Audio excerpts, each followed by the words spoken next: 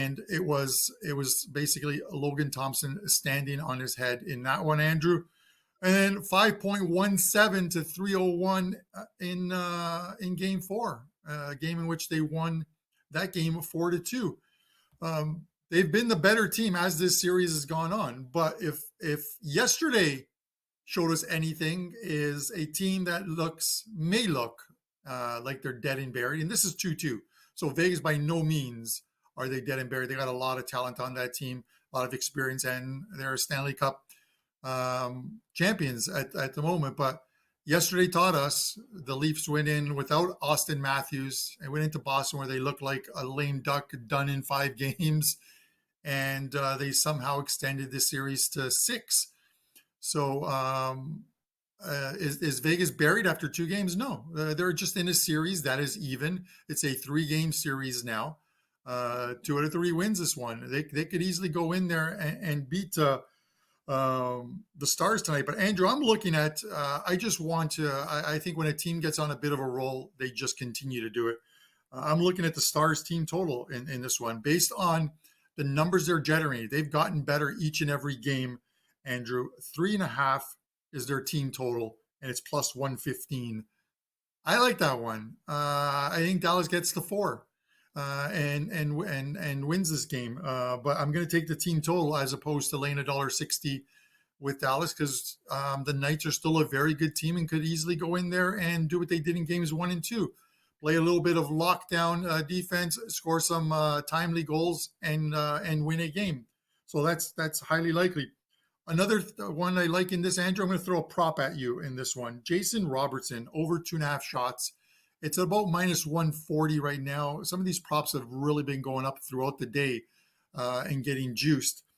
At minus 140, I'll play it. 3 of 4 games in this series has gone over the total, and 5 of the last 6 games against Vegas, dating back to the regular season, he's gone over his number, over 2.5. I think he can get there at home. I like that prop bet as well.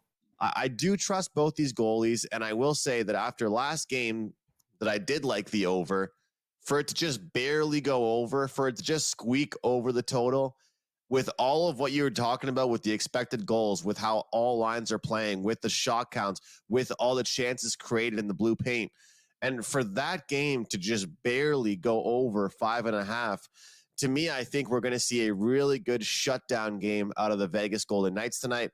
That's what they're going to bring.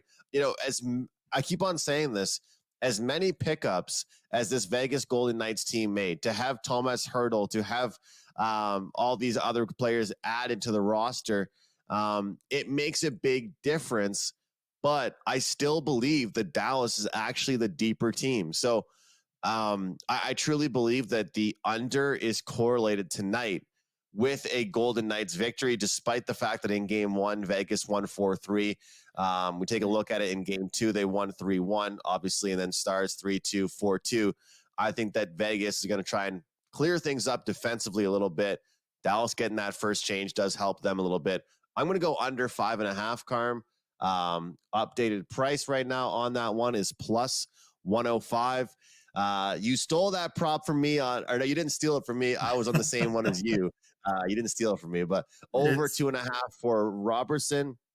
One that I was going to look at, which I've never really mentioned these on the show before because not every book offers it. I will preface it with that, but in the playoffs, you see more of it, and people are using all these websites now, Underdog, Prize Picks. Miro Heiskanen, Carm, over 1.5 blocked shots. Think about how many blocked shots there are in the NHL playoffs compared to the regular season, right? And so the sports books really only give you a handful of guys for this prop. Well, Heiskanen is, the guy out there the most as far as defenseman for the Dallas Stars, sacrificing his body, getting in front of shots. And, we're looking at shot attempts in the playoffs versus actually shots that go on goal. It's a big difference. And they're not all missing the net. They're getting blocked. So over 1.5 blocked shots for Heiskanen. Every game this series, he's gone over that number, and it's minus 125 at most shops. So there's one. There's a curveball for you, Carm. Well, Andrew, the way I feel about this game is the way I felt about the Florida game returning home after losing to Tampa Bay. I thought Tampa Bay played a great game in winning that one 6-3, but I felt like they left it all on the ice that game. And it's just the feeling you get that a team just played their absolute best game, uh, and they just can't replicate it. And I look at the Kings, and the Kings. I just feel like the Kings played on Sunday night their best game of the series, and they lost 1-0. They couldn't score a goal. They outshot them 33-13, I think it was. Edmonton had 13 shots on goal that game. Every number analytically was in LA's favor, even the XG 3.03 to 1.07, and they lost the game. And I just feel like they played so well and so hard, they lost the game, that they come back to Edmonton, and it gives you the feeling that the tank is empty tonight in this one.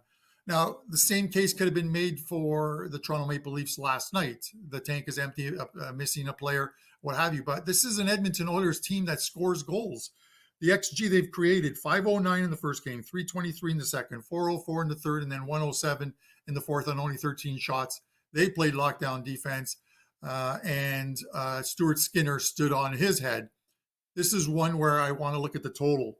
The total's 6 in this one. I want to take the over because I have a feeling, much like that Florida game, although there's some empty goals there, the Oilers, if the Oilers close it out tonight, is going to be a big one. It's going to be one of those 6-2 type games.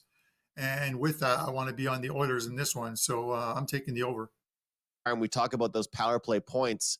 You have to bet over 1.5 for McDavid and Draisaitl as far as their regular points are concerned. The power play points are great because in 4 of their last 5 games for both of them, they've gotten the power play point. Draisaitl is plus 100 on his power play point number.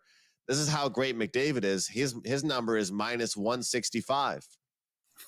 Pretty much means, hey, if they're going to get a power play goal, he's probably going to be involved in that play, is what that at least tells me. A guy that's definitely worth looking at, though, I still believe, for the LA Kings is Quinton Byfield. He was a client play for me a couple games ago. He cashed a ticket. He's plus 110, Carm. He's got a point in 4 of his last 5 games. And then there's only really one guy that I continue to look at to make money in the prop betting market for the LA Kings, and that's Adrian Kempe. The more I look at these shots on goal, guys, the more I look at Kempe and Kevin Fiala. Fiala's gone over 2.5 shots in 5 straight games. Kempe's gone over in 4 of his last 5 games. This, to me, is an opportunity to look at some LA Kings guys that are going to be throwing the kitchen sink at the Oilers, but maybe not good chances. And just actually checking right now, Carm, this is why I like to look at it live on the show. They've actually upgraded Kempe from 2.5 to 3.5 at plus money. There were some books that were still offering the 2.5 last game. Now he's 3.5 everywhere at plus 120. But Fiala is still at 2.5 minus 120. So those are my guys that I would look at. Quinton Byfield to get a point. Fiala over on his shots.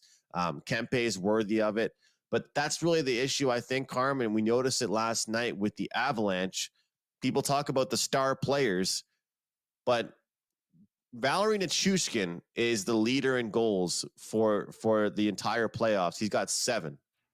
Where would you rank him on the Avalanche as far as their best players?